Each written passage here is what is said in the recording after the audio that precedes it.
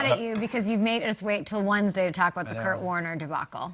We'll talk about it today. Okay, we'll get to it on the show. We've got Inside Training Camp Live taking over at 10 a.m. Eastern. We've got Logan Thomas, Jarvis Landry, Howie Roseman, Coach Sean Payton, Coach Frank Reich will be joining our intrepid reporters across the league. Is it time for the lead block? Time for the lead block.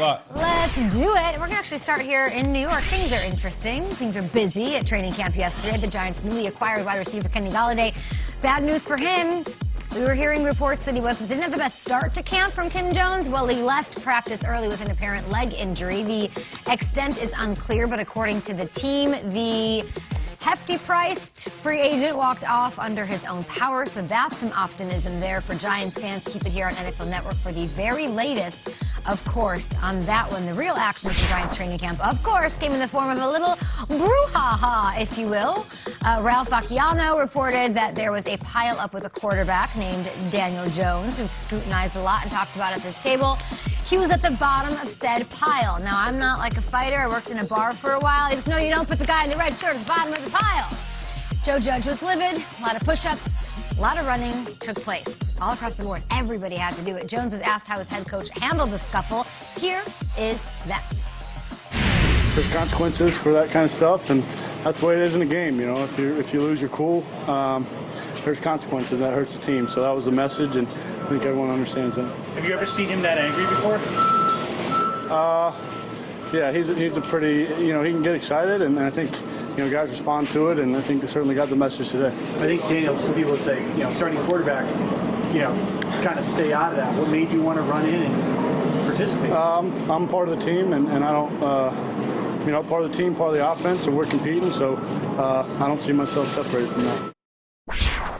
All right, Peter Schrager, you're just in time for our first brawl. This happens from time to time with different teams. What does it mean for this one specifically in this year with that quarterback? This is the first day they were in pads. And the story that I heard is that there had been a lot of chirping, and then this brawl goes out. And it wasn't just few players here, the entire team, offense versus defense, like a real brawl. Now, why is there no footage? Because the Giants and their media rules, they say can't be videotaping, but the reporters were watching it, so you're getting tweets nonstop. They have this full brawl, and Logan Ryan, who was with you guys last week, and I watched him on the show, and was fantastic. He spoke after practice, and I thought he'll get Giants fans fired up with this answer. Take a listen.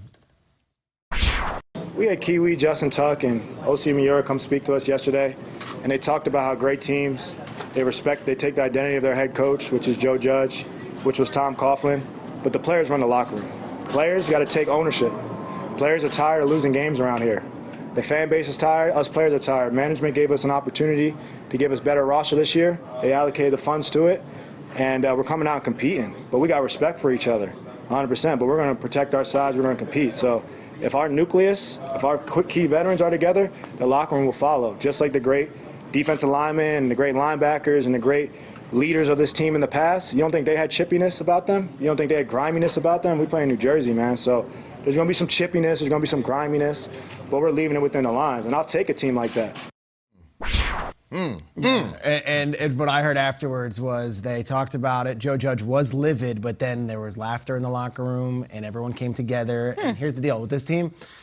Not that they're run like a college team, but there's a lot of college elements where we're going to lift together, and Joe Judge is going to talk to everybody in the room as equals. When you finally put the pads on, there was so much stuff simmering that it finally happened, but this cannot happen again. They're too young. They're not the Buccaneers or the Chiefs. Like, the Giants can't be having brawls in practice every day. But for one day to set this thing off, it was like a stick of dynamite. And I think it's actually a really good thing because they got the chippiness and they came together afterwards. I'm into it. I think the Giants I can tell. Fired up. My question is just who's playing Joe Judge in the movie? Like, it's this classic. The Junction Boys. Yeah, maybe. I think it might be like Jason Momoa at this point. The only thing that's keeping Joe Judge from being my favorite coach in the league is Dan Campbell, and we'll get to him in a bit. This is the most interesting thing that happens to the Giants in 2 years. We're starting the show with the Giants, and it's not about is Daniel Jones good or not. Listen, sometimes you got to brawl, and I understand that comes off strange, but these are grown men in pads who haven't hit anybody in 9 months. And I heard it, and I go, all right, first day in pads, let me guess. There was a bit of a late hit on the defense to the offense, and then the offense guy had to stand up. And sure enough, the breakdown that I read was Corey Clement got hit late by Jabril Peppers. Evan Engram came over for the sake of the offense and shoved Peppers. And then Logan allegedly tackled Engram from behind. So it's like there's this whole thing that I think is still crucial in football this primal, almost Lord of the Flies, competitive, like we are establishing who we are as fighters, and the defense is not going to get punked, and the offense is not going to get punked. And I think it all translates on Sundays to where the whole team is not going to get punked.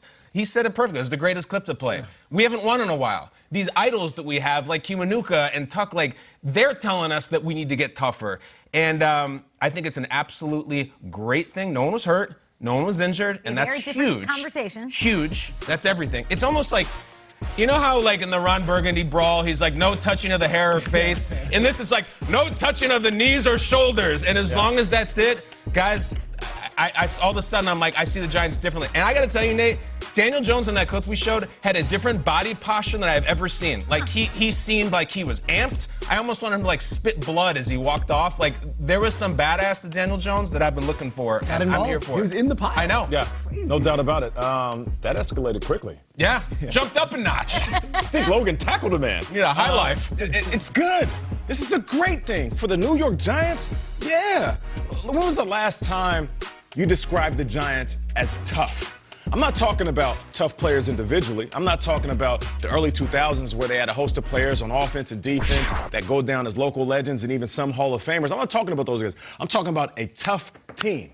What, 1986? When Lawrence Taylor anchored them and they won a Super Bowl? 1990? Anchored again once by Lawrence Taylor and a group of guys, and were dominant on defense and bullies on the block. Had some issues off the field, but we're talking about on the field. Those were tough teams. There's a difference between having a tough team and a collection of tough guys. And for the first time in a long time, we're describing the New York Giants as possibly being one of the tough teams. Not in NFC West, NFC East, not in the NFC, but in the entire NFL. And Peter, you touched on it. As long as it doesn't spill into the locker room, I'm okay with it. I'm good with a scuffle or two. If you're willing to scuffle with your brothers, I know that that same guy will fight with the others. Let me repeat that. If you are willing to scuffle with your brothers, I know that you can fight the others. What do I mean by that? On the field, it's going down. It's third quarter. There's a little chippiness. I want the guy next to me to stand up and fight for me. He doesn't have to go out there and get a penalty. He doesn't have to do anything stupid. A flag doesn't need to be thrown, but I need to know he has my back. And I do, because we've been in scuffles and fights at practice. As long as I don't hate you when I walk into the locker room and I go home, we're good. This is a great thing for the Giants. You guys all agree. Great thing for the Giants. I am prone to not liking fights. I did bartend at a high-volume sports bar in the middle of the country where this would happen. Two guys who were friends, buddies, coworkers would fight over the buck hunter machine or who get shuffleboard next, and you'd see it a mile away. It'd come to blows. Next thing you know, they're winning the tournament because they're best friends again, and that aggression, that energy is released. So I see what you're saying. I'll also point out, Triggs, I thought about Gettleman and his vantage point with this. The last time I feel like we had this sort of a training camp brawl situation was 2015, and it was a quarterback, Cam Newton, Josh Norman. They came to blows on the field, and it was talked about for days. We weren't on the show yet. This is before a show, but the media was all over it. And then what happened? They went 15-1 and went to a Super Bowl. So I think if Gettleman's probably sitting at his desk like, all right, maybe this isn't the worst thing, Triggs, that they got into a little high-energy, passionate bout. No, and, Evan Ingram in the local market is looked at as a guy who was a high draft pick and drops a lot of passes in big moments. It's like to see Evan Ingram getting a scrap is good. My barber can't stand Evan Ingram. Evan Ingram has become public enemy number one to a lot of Giants fans because he symbolizes a tight end who necessarily doesn't block as well as others, a first-round pick and drops passes. So to hear that he was involved and then that the offense had his back, like, it's weird to be celebrating a brawl. It can't happen again. But Peter, I think the devil's in the details because there